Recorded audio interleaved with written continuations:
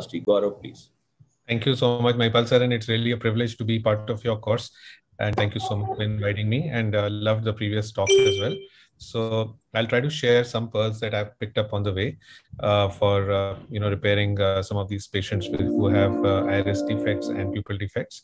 So this was a patient with traumatic mydriasis with a subluxated lens and a bead of vitreous coming into the towards the cornea and stuck to the cornea. So we plan to do a femto-assisted cataract surgery for this patient. And while the removing the cataract was the usual stuff, because this bag had some dehiscence, so we had to plan something for ensuring that the bag was stable as well. So after removing the nucleus, we had to use a CTR, and once the cortex has been aspirated, you can put in a CTR when you want, when the bag starts collapsing, if it does. Otherwise, to support the equator of the bag, it is a good idea to support the bag with a CTR. So here we are putting in a CTR, and once the CTR is in, that's how I would rotate it and support it. You put it in a lens into the bag, and at this point now, once the lens is inside, we are ready to manage the pupil. I'm trying to inject pilocarpine to see if it helps. There's a small bead of vitreous which was stuck to the cornea, but there was no other vitreous. So we've decided to just snip it there, and it doesn't trouble us after that because the CTR is already in place. So with pupil, with pilocarpine, there was no impact on the pupil at all. So we decided to go in with and you can see here that while we've seen innumerable videos on single pass forthrough pupiloplasty, I like to use a guide for the needle, because otherwise, if you don't use a guide, sometimes your needle will pass through. It'll take a bite of the cornea, and you maybe end up with having a small tag over there, and it might just spoil the whole surgery. And then it's always very important to hold the iris very close to where you want to pass the suture from both sides, and then you can easily go and use a 26 gauge needle to help the passage of the other needle through that. There are two ways to do it. You can pass the needle through and through over there, and after that bring it out. Some people like to just hold the iris and pass the needle through the iris and then bring it out from the other side and then just tie the loop. So this was one of the ways that you can do it, and then you can pull a loop out from there, and after that you can do a single pass fourth-row pupiloplasty quite easily. So for one single loop and then 4 throws through that, and then just tighten it. It will just go through that, and then you have the iris opposing over there, comes out nice, and then you can go snip it, and that gives you a good thing. Now you can sometimes have another situation where you have to repair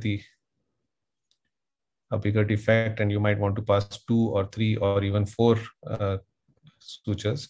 And here we are going through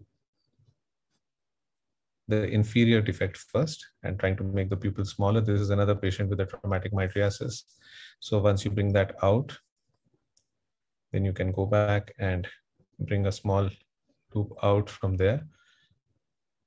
And then through this loop, you can, so this is something very similar to the Sipsa's knot, which was done before, but Dr. Amar has been able to really simplify this for everybody to use. And, it was always a pain to initially, try to do these procedures, and one would be always thinking, and then there is the iris, encirclage procedure as well.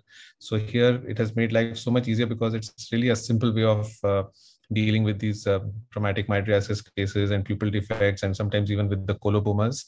You can actually bring them back into the center and have excellent centration of the colobomas, and you can do a small sphincterotomy there. So we are passing a second suture here, and once the second suture is passed, you will be able to have a central pupil which is more physiologically of the right size. So again, pulling out one loop. This one is fast forwarded, and that one was as Dr. Tityal said, slow and easy. Okay, cool. So here we've been able to pass the suture in the single pass fourth-row technique and then snipping it there. This gives you well-centered pupil, and since that defect was fairly large, we decided to go in with a third suture and close that out. And at the end, it starts looking so much more presentable. I will stick to time and just show you this last video where we have a big iridodialysis from trauma as well, and with a cataract, and which is subluxated. And now Now, these patients require special care because the pupil, needs to be supported. And first, you have to clear off the cataract while you support this. So you can use iris hooks to move the iris away.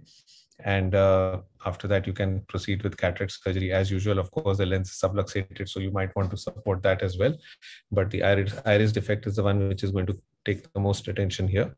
So you can go ahead with the cataract surgery, and once the cataract is out, you'll be left with the task of, now we put in a CTR, again a subluxated cataract there. This lady was operated pterygium, and you'll see nasally that there was a scarred conjunctiva where we are planning to do the iris repair. So we had to make a plan of trying not to interfere too much with the iris. So we had planned to use Hoffman pockets. And since the iridodialysis was quite a large one, it was going to require 2 or 3 sutures at least to, in fact, more than that.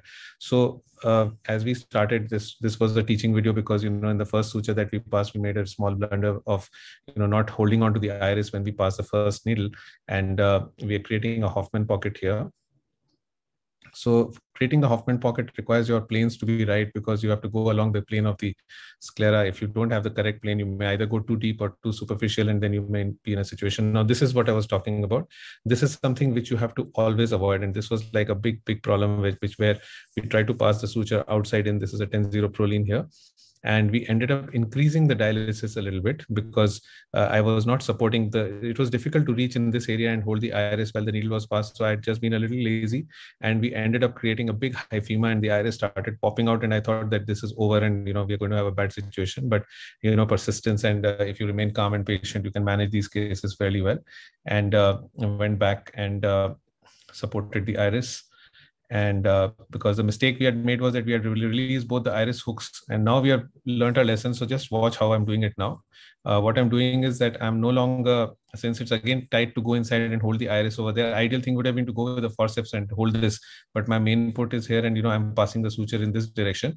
So what I'm doing is I'm doing a handshake technique where I'm actually holding the 26 gauge which has been passed outside in, and keeping it right next to the plain place where I want to pass the suture through the iris, and then the 10-0 Prolene needle goes right there. So you are basically sandwiching that edge of the iris where you want to pass the suture, and then pushing this through. So this has very good control because the iris will not get pulled anywhere.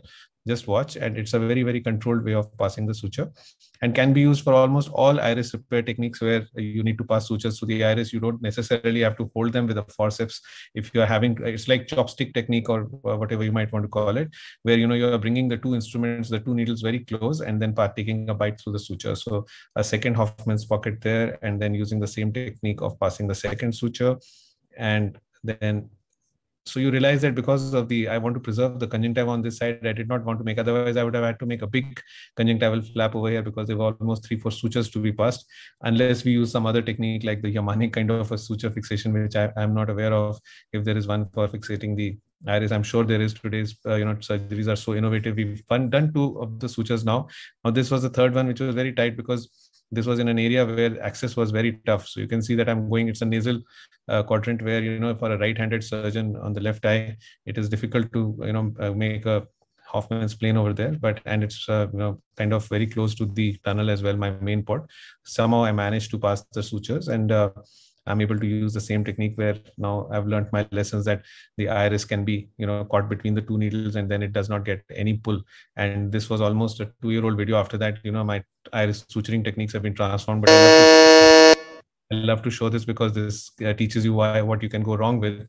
And now, luckily, I don't go wrong with these. This patient did extremely well. This was a 2-3 weeks post-op. She became almost plano in the left eye, and she became 6'6", unaided 6'9", and it was a good procedure. So thank you so much, sir, for allowing me to show these few videos and allowing me to also speak at this time. Thank you so much. Excellent presentation, Dr. Gaurav.